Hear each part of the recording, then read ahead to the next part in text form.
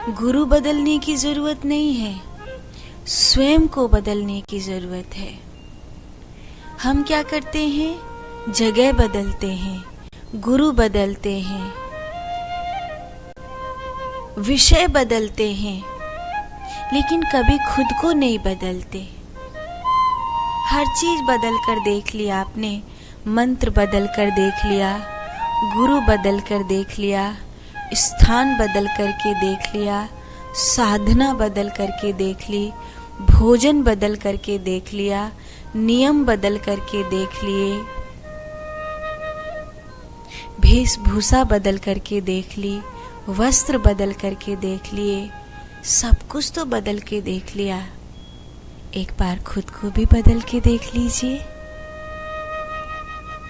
इतना सब कुछ बदला है, तो एक बार खुद को भी तो बदल। स्वयं को किस प्रकार बदला जाएगा, वही सूत्र यहाँ पर वर्णन किए गए हैं। प्रथम अध्याय के 10वें श्लोक की 10वें सूत्र की आज हम चर्चा करते हैं। यत्र विश्वमिदं भाति कल्पितं रज्जु सर्पवत् आनंद परमानंद सबोधस्त्वं सुखम चरः।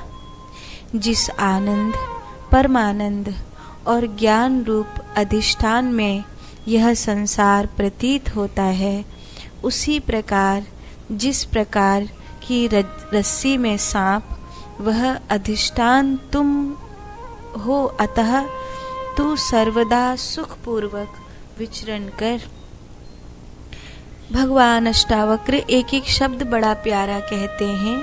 जिस आनंद, परमानंद और ज्ञान रूप अधिष्ठान में यह संसार प्रतीत होता है, बड़ी प्यारी सी बात है। सुखिया सब संसारा खाए और सोए, दुखिया दास कबीरा जो जागे और रोए। सब संसार सुखी है, खाता है और सोता है। देखो आप लोगों को, खा रहे हैं और सो रहे हैं। और एक मैं हूँ, दुखिया दास कबीरा जो जागे और रोए। एक मैं हूँ जो जाग रहा हूँ, रात रात भर अपने प्यारे की याद कर रहा हूँ और रो रहा हूँ। संसार सुखी है, खा रहा है और सो रहा है। और कबीरदास जी कहते हैं, मैं दुखी हूँ जो जाग रहा हूँ और रो रहा हूँ।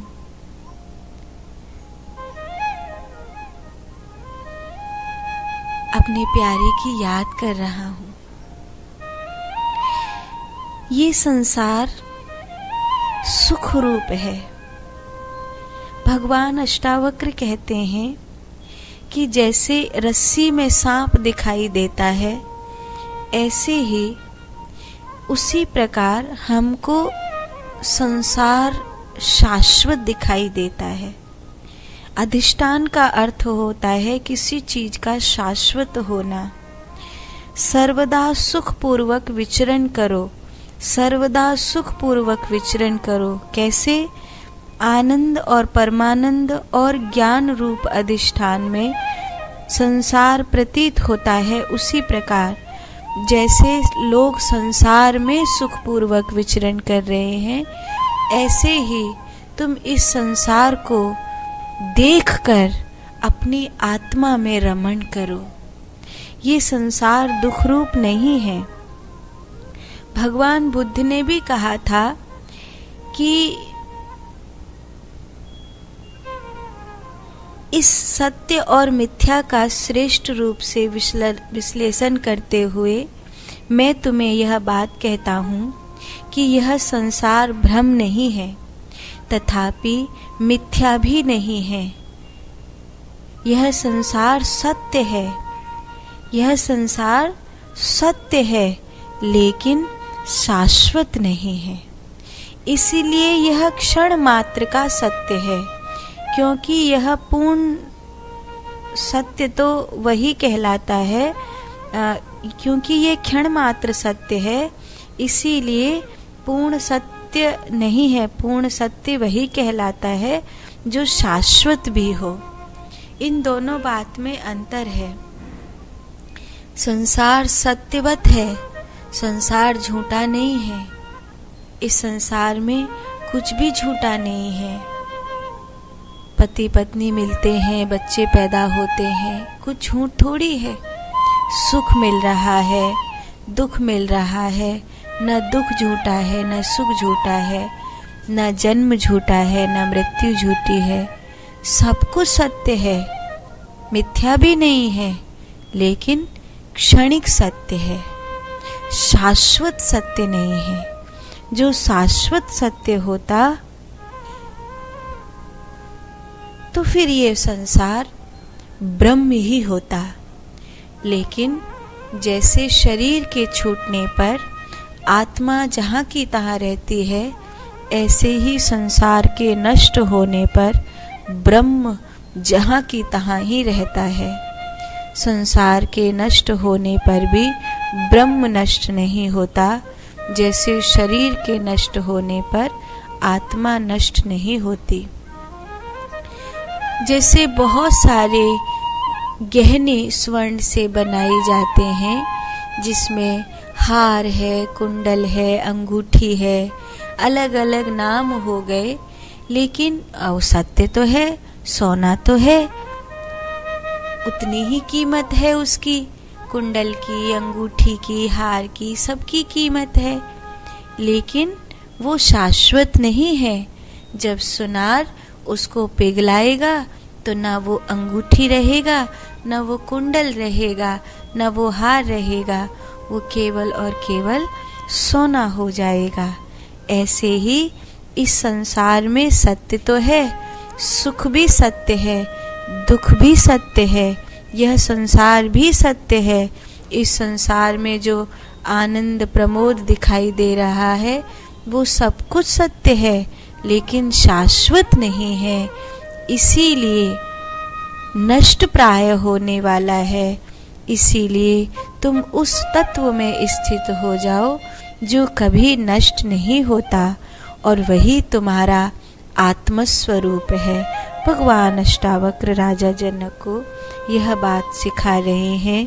जैसे सांप में रस्सी दिखाई देती है तो पसीने पसीने हो जाते हैं और बहुत मन घबराने लगता है, लेकिन वहीं पर बहुत भीड़ इकट्ठी हो और सब सांप, रस्सी में सांप देख रहे हों, उसको भगाने की योजना बना रहे हों, आप भी उस भीड़ में खड़े हों, लेकिन कोई आपकी सुनने वाला तो है नहीं कि ये सांप नहीं रस्सी है, और आप प्रमाणित भी नहीं कर सकते कि ये सांप नहीं रस्सी है।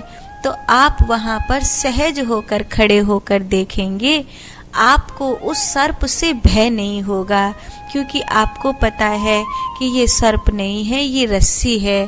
बाकी लोगों को नहीं पता है, इसीलिए उनको भय हो रहा है। संसार के सत्य को जानने वाला ब्रह्म ज्ञानी संसार से इसी प्रकार मुक्त हो जाता है, जैसे कमल का फूल कीचड़ में से अलग हो जाता है। यह संसार बढ़ रहा है। इस संसार में भौतिक प्रवृत्ति बढ़ रही है, लेकिन जैसे जैसे ये संसार बढ़ रहा है, वैसे वैसे इस संसार का जो अहंकार है वह भी बढ़ रहा है। जैसे व्यक्ति जितना बड़ा हो जाता है, उसकी परछाई भी उतनी ही बड़ी हो जाती है। ऐसे ही जितना जितना संसार का फैलाव है, उतना ही उतना संसार की नकारात्मकता का भी फैलाव है, क्योंकि ये संसार जितने अर्थों में सत्य है, जितने अर्थों में सुख है, उतने ही अर्थों में यह संसार असत्य है, उतने ही अर्थों में यह संसार दुख भी है। क्योंकि यह संसार आनंद प्रमोद में जिस प्रकार दिखाई देता है, उसी प्रकार यह संसार दुखों में भी दिखाई देता है, अलग हो जाता है। यह संसार बढ़ रहा है। इस संसार में भौतिक प्रवृत्ति बढ़ रही है, लेकिन जैसे जैसे ये संसार बढ़ रहा है वैसे वैसे इस संसार का जो अहंकार है वह भी बढ़ रहा है। जैसे व्यक्ति जितना बड़ा हो जाता है उसकी परछाई भी उतनी ही बड़ी हो जाती है। ऐसे ही जितना जितना संसार का फैलाव है उतना ही उतना संसार की नकारात्मकता का भी फैलाव है, क्योंकि ये संसार जितने अर्थों में सत्य है, जितने अर्थों में सुख है, उतने ही अर्थों में यह संसार असत्य है, उतने ही अर्थों में यह संसार दुख भी है। क्योंकि यह संसार आनंद प्रमोद में जिस प्रकार दिखाई देता है उसी प्रकार यह संसार दुखों में भी दिखाई देता है। आप हजारों लोगों के जीवन की कथाएं सुनिए, आपको पता चल जाएगा कि संसार में कितना सुख है और कितना दुख है। आप किसी नए जोड़े को देखिए, वो मान मर्यादा भूलकर कभी कभी बालकों के सामने भी अपनी भोग वृत्ति को रोक न पाने के कारण असभ्य आचरण कर बैठते हैं और समाज में भीड़ के बीच में भी कुछ ऐसी हरकतें करते हैं जिससे यह प्रतीत होता है कि यह भूल ही गए हैं कि ये मनुष्य हैं या पशु हैं, क्योंकि अभी उनको अपनी युवा अवस्था का बड़ा गुमान है, नया नया उनका संबंध बना है और शरीर की वासनाओं को वो रोक नहीं पा रहे हैं। इसीलिए वह समाज की मर्यादा तथा घर के बालकों की मर्यादा भूलकर बहुत बहुत असभ्य आचरण करते हैं। इसीलिए आपने मर्यादित व्यक्तियों को देखा होगा, वो पहले ही बच्चों को कह देते हैं इनका नया विवाह हुआ है, इनके निजी जीवन में ज़्यादा प्रवेश नहीं करना, ज़्यादा ताक झाँक नहीं करना, क्योंकि उनको पता है यह अपने शरीर की मर्यादा का बर्ताव अभी नहीं कर पाएंगे। क्योंकि यह संसार बहुत अर्थों में सुख दिखाई देता है, फिर जब उस सुख को पाने के लिए मनुष्य भागता है तो वही संसार रुलाता भी है, इसने मुझे ये धोखा दे दिया, ये मर गया, ये धन खत्म हो गया, ये बीमारी हो गई, ये हो गया, वो हो गया, वो हो गया। तो संसार उतने अर्थों में दुख भी है।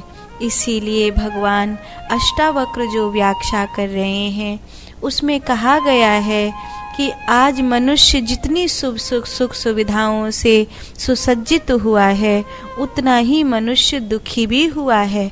वर्तमान काल में जितनी चिकित्सा बढ़ी है उतनी ही इस साधु संत मंदिर मस्जिद गुरुद्वारे बहुत बड़े अर्थों में बहुत बड़े रूप में दिखाई देते हैं, तो उतना ही अधर्म भी कहीं न कहीं बढ़ रहा है।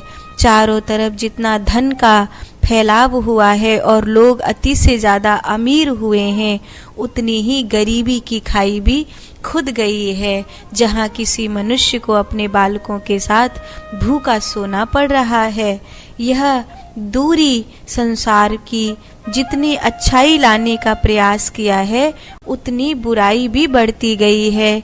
यह विपरीतता सामान्यतः व्यवस्था के स्वतः अनुरूप हुई है, जिसके कारण मनुष्य भूल ही गया है कि इस संसार में सत्य क्या है और असत्य क्या है।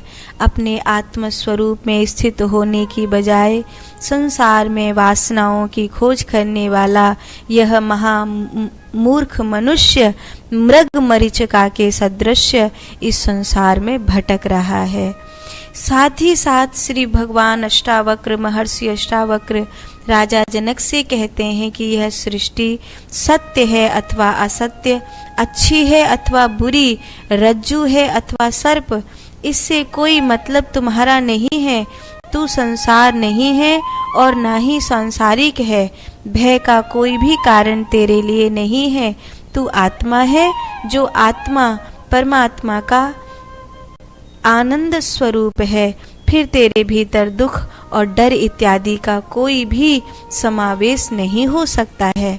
भगवान अष्टावक्र ने इस सूत्र में बड़ी प्यारी बात कही और काश ये बात हमको सहज समझ में आ जाए कि हम न अच्छाई से हमारा कोई लेना देना है, न बुराई से हमारा कोई लेना देना है। हम न सर्प को जानते हैं न रस्सी को जानते हैं। हम तो अपने आत्म स्वरूप में स्थित होकर इस संसार से भय मुक्त परमानंद स्वरूप में स्थित होकर के जीने वाले साक्षी स्वरूप हैं।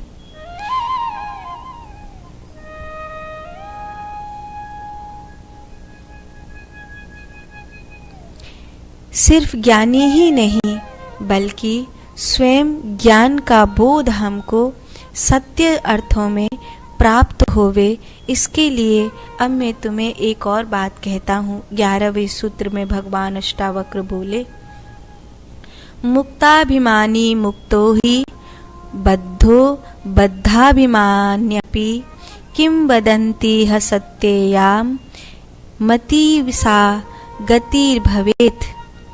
वो कह रहे हैं,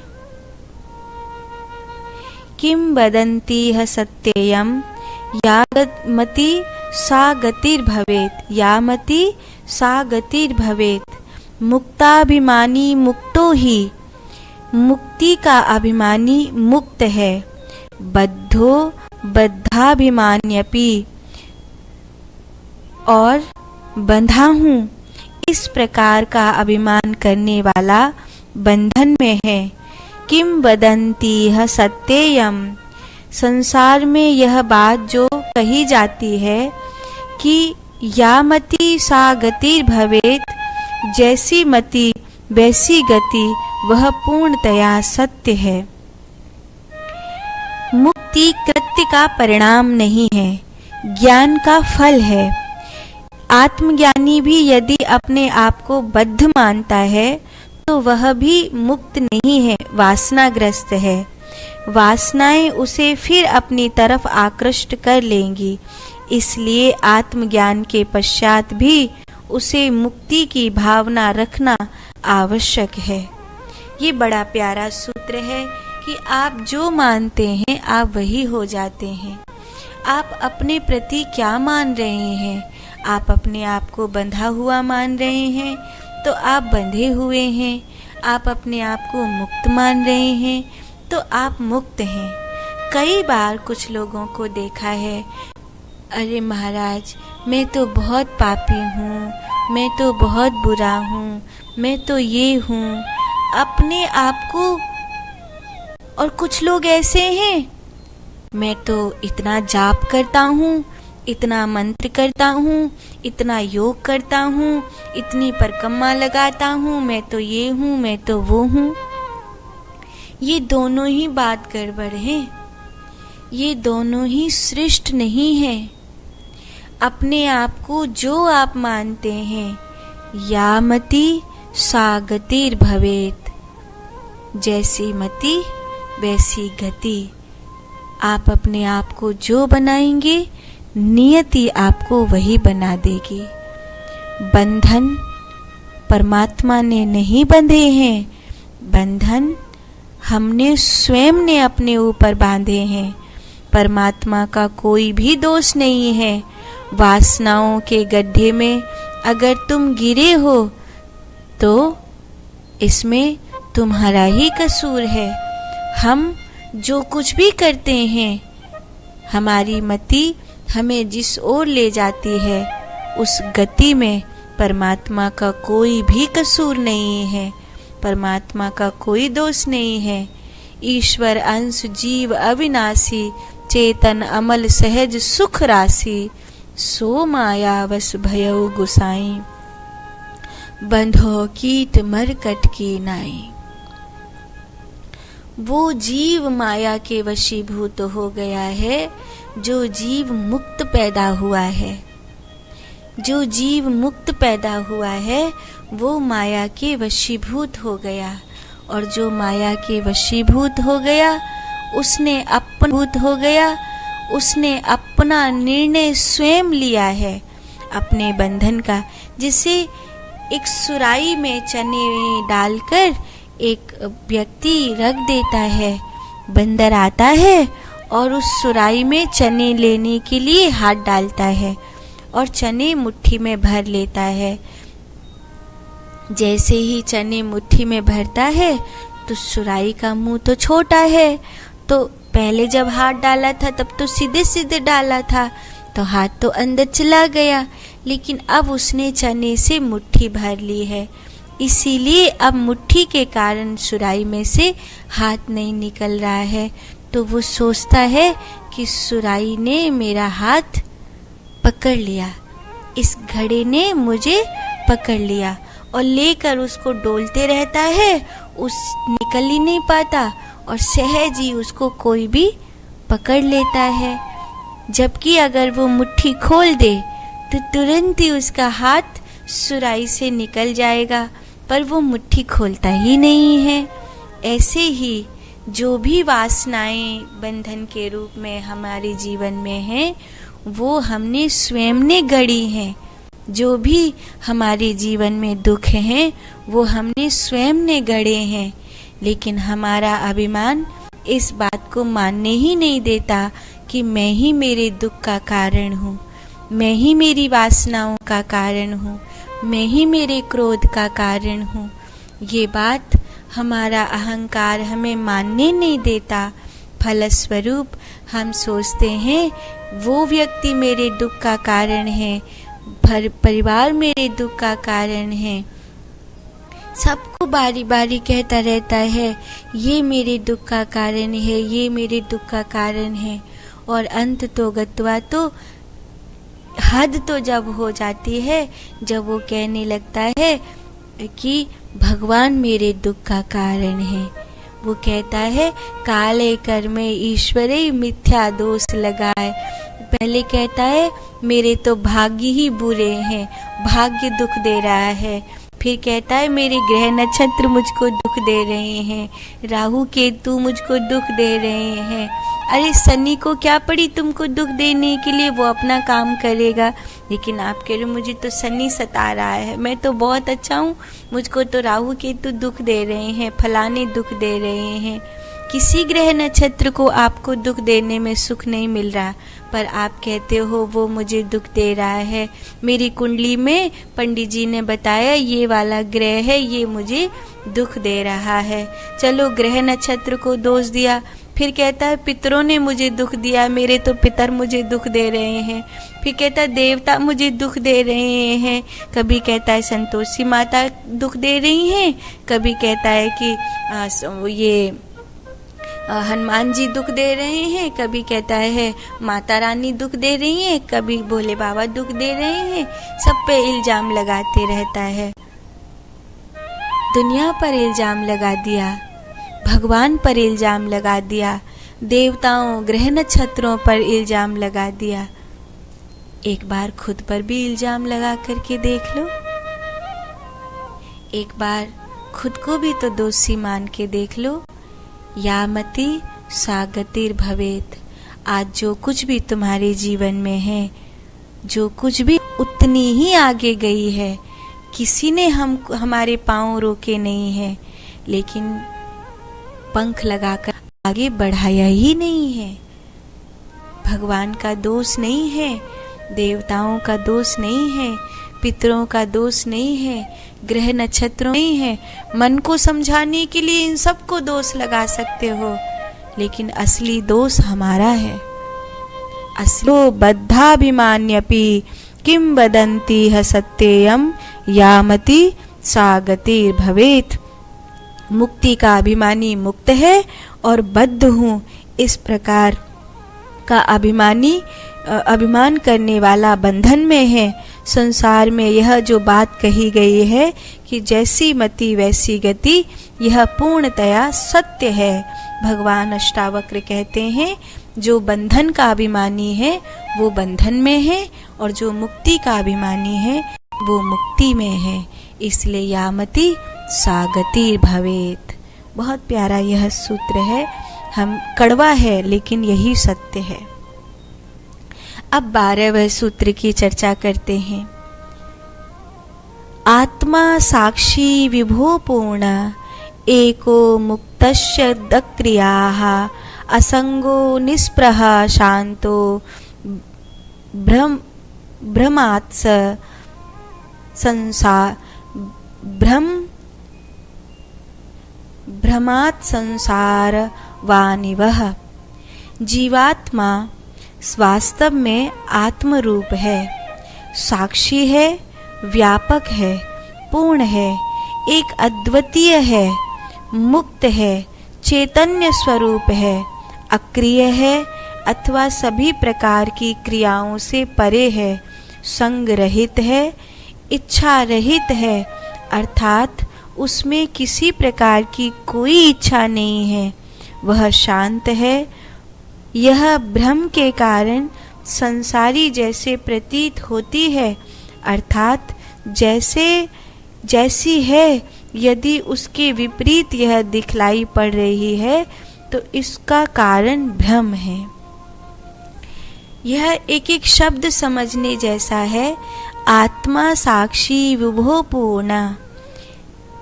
जीवात्मा वास्तव में आत्मस्वरूप है। जीवात्मा माने हम। हमारे सूक्ष्म शरीर को जीवात्मा कहा गया है। सूक्ष्म शरीर आत्मा के साथ ही विचरण करता है।